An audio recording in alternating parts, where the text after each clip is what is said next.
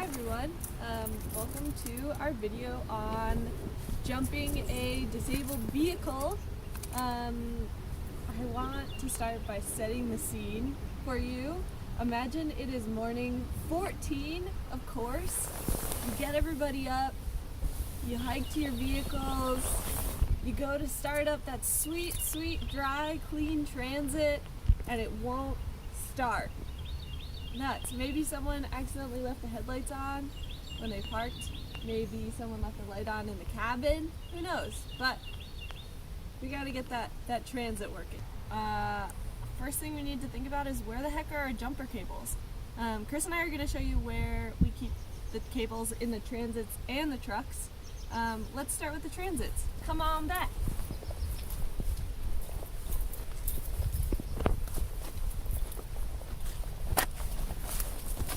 So, we just toss open the back door of our Transit and we find our handy dandy toolbox.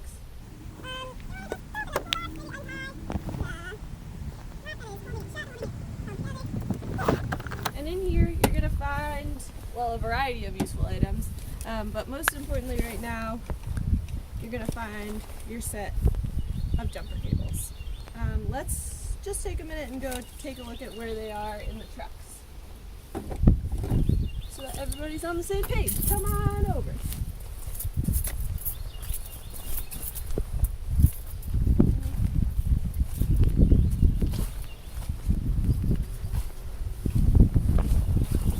All right. See, so in the trucks, you know, you can pop open the seat, and right under the seat you will find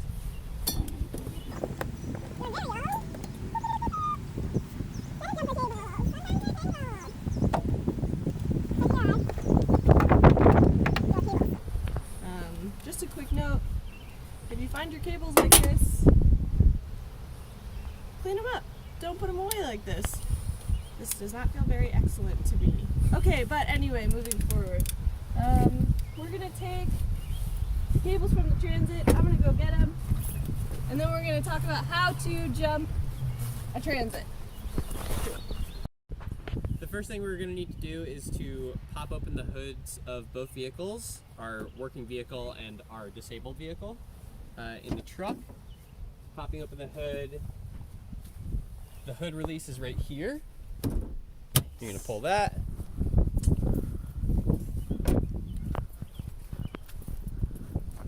And then we're going to, a little tab over here that you move to the side. And then in the Transit, the hood release is right here underneath this cup holder. And same deal, we're going to pop that open, and these just have a latch, a little stand that you plug in right here, and there's a nice little arrow. There you go. Nice. Both of our vehicles' hoods are up. We've got our working vehicle and our disabled vehicle parked a couple feet away from each other, and we've got our jumper cables. When we are ready to jump, first thing we're going to do is get our jumper cables kind of laid out, and we'll just talk about these for a minute. So right now we've got two ends and two prongs on each end. We've got a positive, which is usually red, and a negative, which is usually black. And we're going to lay those just over to the side by the working vehicle, and then we're going to have the other end separated also, positive and negative. The reason that we're separating these is if they're connected to a battery and these touch, it will make sparks. Now that because they're not connected to anything right now, there's no circuit, there's no electricity, it's not doing anything. When you lay these out, you always want to make sure it's on dry ground, and that they're not touching. You just don't want to have them in a puddle or any standing water. The ground's a little wet right now, just with some mist, but it's not enough to create a circuit. So no puddles, dry ground, and everything is separated and laid out. Go over to our disabled vehicle, and we're going to connect to that first. With the transits, you have a positive terminal here, and you always want to go connect to both terminals on the battery if you can. With the transits, there is no negative terminal here, so the next best thing to a negative terminal is grounded metal, and that just means metal that connects to the frame in some way. So we have our positive terminal here. We're going to flip that open, and the grounded metal in the transit is this hinge bolt right here, and we know that just from reading the owner's manual. So I've got our pliers from our toolkit, and we're just going to use those to take off that cap, and you can see this metal bolt here. That's going to function as our grounded metal in lieu of our negative terminal. So we're going to take our jumper cables. We're going to make sure that the other end is separated and not in a puddle. We're going to connect positive to positive, and we're looking for a nice firm connection that's not going to slip, that's gripping nicely. Didn't quite get it there. There we go. So that looks good. And then our other side is going to connect to our hinge bolt here. And that feels good too. Okay. We are connected to our disabled vehicle. Next, we're going to take our jumper cables and connect to our working vehicle. Before we do that, I want to make sure that we're ready to go. So we've got this little cap here that we can take off, and this is going to be positive and that's negative. Really important that you go from positive terminal on one battery to the positive terminal on the other. And we designated that color as red. So we're going to connect that there to the positive, and we're looking just for the metal. Anything metal on here, there's some plastic here too. Just make sure you're on metal. And then negative is going to go on the negative terminal. There we go. Okay. Once we're connected, we want to make sure that this jumper cable is not impeded by anything. There's a fan that rotates here. There's engine belts and things that move. So you want to make sure that this is totally free and clear of anything that's going to move once these vehicles start up.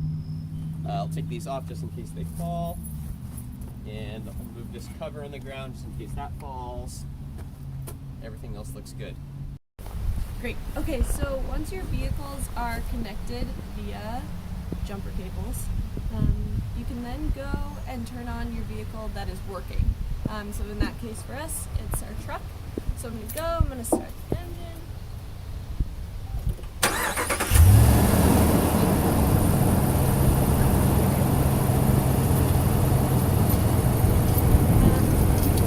We want to go check and see what our other vehicle is doing. If we go to turn the vehicle on right away and it's not starting, that's okay. Sometimes it can take up to like 15 or 20 minutes for the battery to charge. So you just want to leave these two connected and give the disabled vehicle's battery time to charge. And then in about 15 or 20 minutes, give that another try. Turn it on the vehicle. If your vehicle starts right away, the disabled vehicle starts right away, great. You can go ahead and just disconnect your jumper cables and leave your vehicle on, and it'll charge its own battery going forward. So let's talk about disconnecting jumper cables.